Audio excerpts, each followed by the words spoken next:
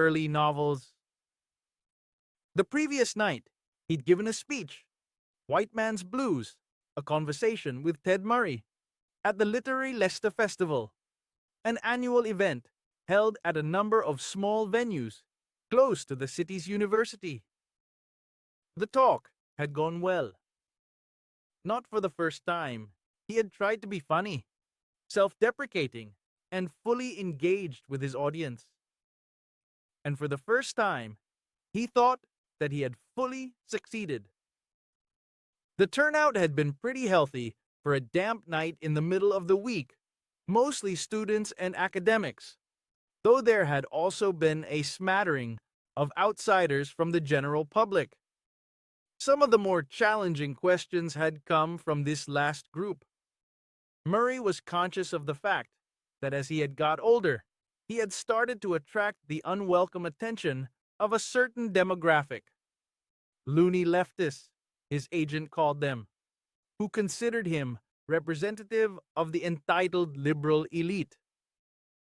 One of those straight, white, aging middle-class novelists who dealt almost exclusively with those self-same categories. Given his credentials and the educated multicultural audience these kind of events attracted, he'd expected a rougher ride than the one he had actually received. The worst thing anyone had called him was an Aldi Martin Amis, which he'd had the good grace to accept as a kind of backhanded compliment. He'd even turned it into a pretty decent joke at his own expense. As Murray studied the young woman over the top of his phone, he briefly considered the possibility that she had attended his talk the previous night. He'd signed a few copies of his most recent novels, though not the one she was reading, before quickly dismissing it. He would surely have remembered her shock of rainbow-colored hair. Danger hair, his agent called it, not to mention the shimmering crescents of gold speckling both of her earlobes. She was in her mid-20s, dressed head to toe in dark clothing, and sat cross-legged in her seat, the way a lot of young people did on public transport these days. He could see that the copy of his novel, Cat's Paw, was an older edition, the one from the late 90s with the midnight black cover, and its quote from Peter Carey heralding the author's distinctive voice in moral courage. He had written the novel in the aftermath of his divorce from his first wife, Lily, and even though it wasn't directly concerned with that separation, it was actually about a young Edwardian gentleman and his Indian manservant.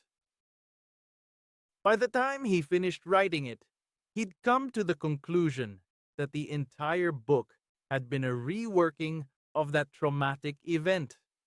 He watched the young woman turn a page, watched as she turned a page of his, Ted Murray's novel. There was some kind of magic happening here. She hadn't attended one of his book signings. Nobody he knew personally had thrust the book into her hand and urged her to read it. Perhaps one of her friends had recommended it to her. Hey, Isla. He had decided she was called Isla. This old relic might be good for a few shits and giggles. Or maybe she had come across it in a second-hand bookshop and, intrigued by that jet black cover and its scary quote, decided to mix up her reading habits. If you'd asked him to bet on which of his books he'd first see a perfect stranger reading, he wouldn't have put much money on it being this one. It certainly wasn't his best novel. Most critics, and Murray himself, considered the two books either side of Cat's Paw to be his finest work. And it was not at all the kind of book he would automatically expect a girl like this to be reading. There you go again. His inner critic scolded him, prejudging a woman based solely on her age and appearance. Murray had talked to dozens of other published novelists over the years, And the one thing they had all agreed upon was that aside from the signing of that original professional contract, the biggest thrill was the first time they encountered a complete stranger reading one of their books.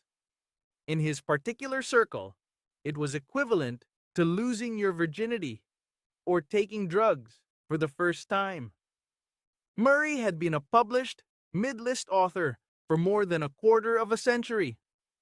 In that time, he had written 8 semi-popular novels and a collection of not-so-popular short stories, and had always made a point of studying the people around him to check out what they were reading.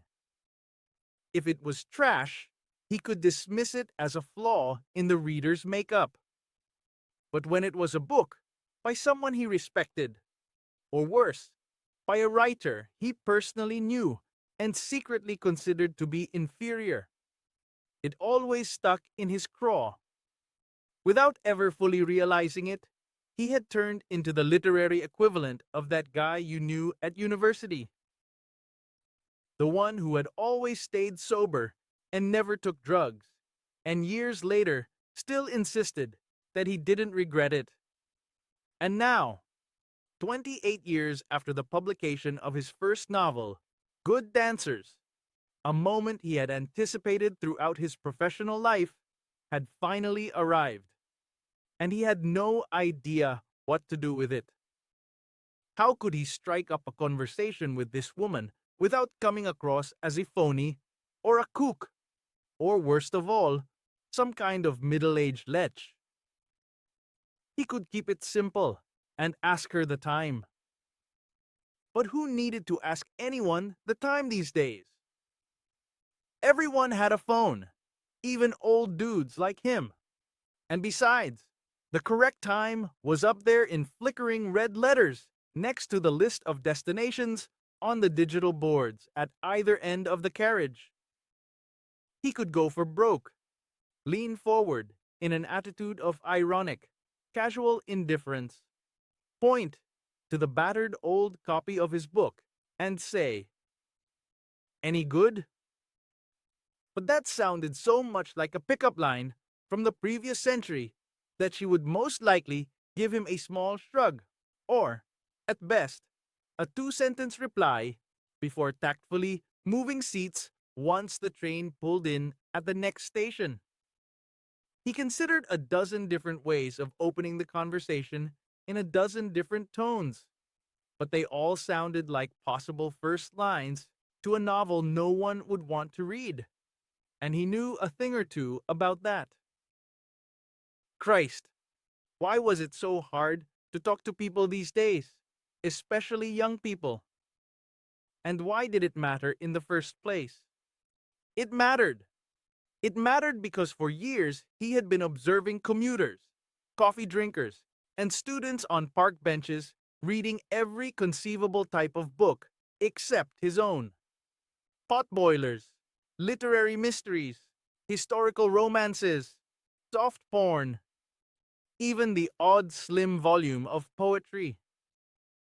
But when it came to the latest Ted Murray, zilch.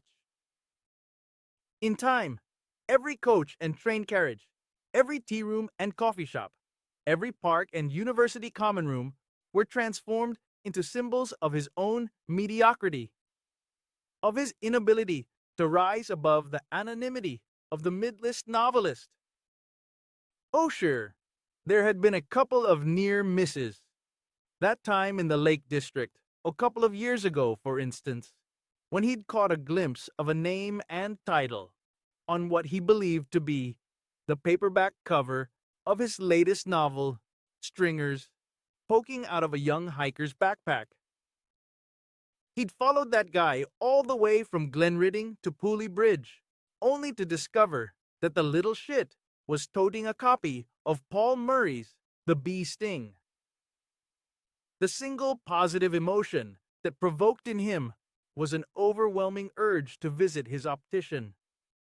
Everywhere, it seemed, no one was reading Ted Murray.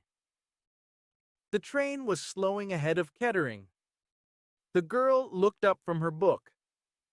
Any moment now, she would slip his battered old copy of Cat's Paw into the bulging rucksack, squatting on the seat beside her, unfold her legs, and exit stage left before he'd had a chance to ask her what she thought of his novel.